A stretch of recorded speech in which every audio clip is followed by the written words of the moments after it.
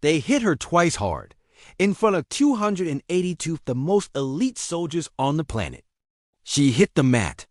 She lay there for a full 3 seconds, and not one person in that room made a sound. Then she stood. Up, and what happened next is something those Navy SEALs still talk about today. This is the story of Elena Marsh and the moment she changed what strength means forever.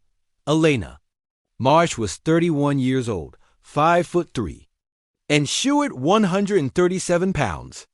She had a quiet voice, a soft laugh, and the kind of patience that most people mistake for weakness. She also held a third-degree black belt in Hapkido, a Korean martial art built entirely around one idea: use the opponent's sound force against them. But nobody in that room knew that yet. It was the spring of 2019, and Elena had been invited to give a self-defense workshop at a Naval Special Warfare Training Center in Coronado, California. The Navy SEALs who sat in front of her that morning were not thrilled. They'd been told to attend a seminar on a Saturday, and the instructor was a woman who looked like she taught yoga at the community center. One of the senior trainees, a 6'2" wall of muscle named Dreas, whispered something to the guy next to him. A few others slawed. Elena heard it. She didn't flinch. She'd heard it her whole life, because Elena's story didn't start in a dojo. It started in a hospital waiting room. When Elena was 19, she was attacked walking home from her university library. 2 men, a dark parking structure. She escaped barely and spent 6 hours in an emergency room waiting for her roommate to come. But it wasn't the injuries that haunted her. It was their helplessness. The feeling of her own body betraying her. The voice in her head that screamed at her to fight back and found nothing. To grab on the dot, she made a decision sitting under those fluorescent lights. She was never going to feel that way again. She walked into Master Jim Park's Hapkido studio 3 weeks later with 2 bruised ribs and a broken pride. Master Park was 70 years old, barely 5 feet tall, and the most dangerous person Elena had ever met. He looked at her for a long moment. "You're afraid," he said. "Not a question." "Yes," Elena admitted. "Good," he said. "Fear is honest.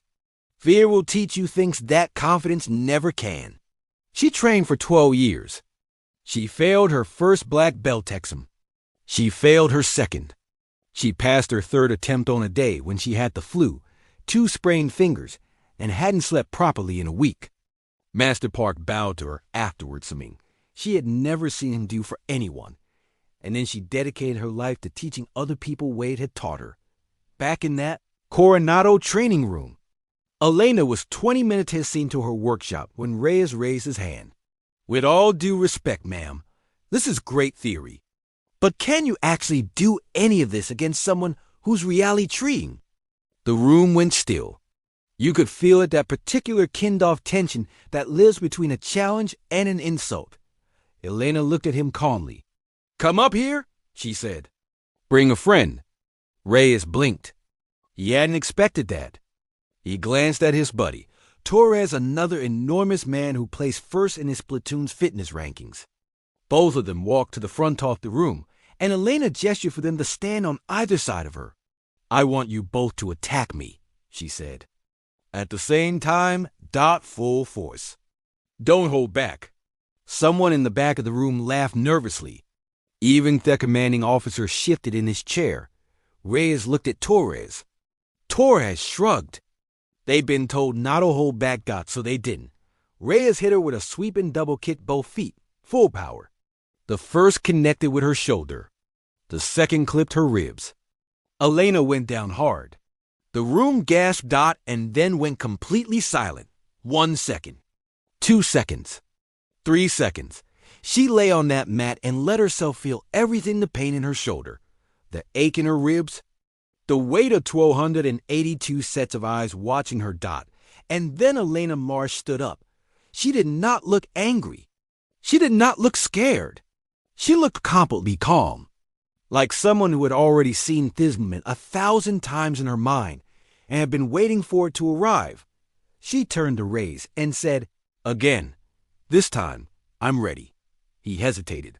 She nodded. He came at her, and in the space of 4 seconds, Elena directed his momentum into a controlled takedown that put him face first on the mat. Without releasing him, she pivoted, caught Torres mid-lunge, and applied a joint lock so precise that he tapped out immediately. Neither man was seriously hurt, but neither one could get up quickly. 282. Navy SEALs stared in silence. Then the commanding officer started clapping. And the room erupted. Later, Reyes would tell a journalist, "I've trained with the best fighters in the world, but I have never in my life seen Simeon get knocked down like that, get back up that calm, and be that dangerous. I thought I was teaching her a lesson. She was teaching me one the whole time." After the seminar, one of the younger trainees approached Elena. He was maybe 22. He looked a little embarrassed. "How did you stay that calm?" he asked. "When you were on ground, how did you not panic?" Elena thought about it for a moment. "Because I've been on the ground before," she said. "When I was 19, I fell and I had nothing. I trained Fort well years so that when I fell again, I wouldn't be nothing. The fall isn't the problem. Deciding not to get up, that's the problem." She paused. "And I also counted," she said. 3 seconds. You're allowed 3 seconds to feel it. Then you choose. Here's what Elena understood that most of us forget. Strength is not about never getting hit. Strength is about what you do in the 3 seconds after you hit the floor. We live in a world that tells us falling is failure. That being knocked down means you weren't strong enough, weren't prepared enough, weren't enough. But Elena's whole life and that afternoon in Coronado tells a different story entirely. The most dangerous people in any room are not the ones who have never been hurt.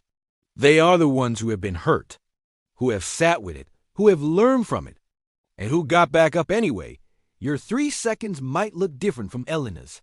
Maybe you are on the floor right now, not literally, but in the way that matters. A job lost, a relationship broken, a dream that didn't survive contact with reality. You're allowed to feel it, all of it, but you're also allowed to stand back up.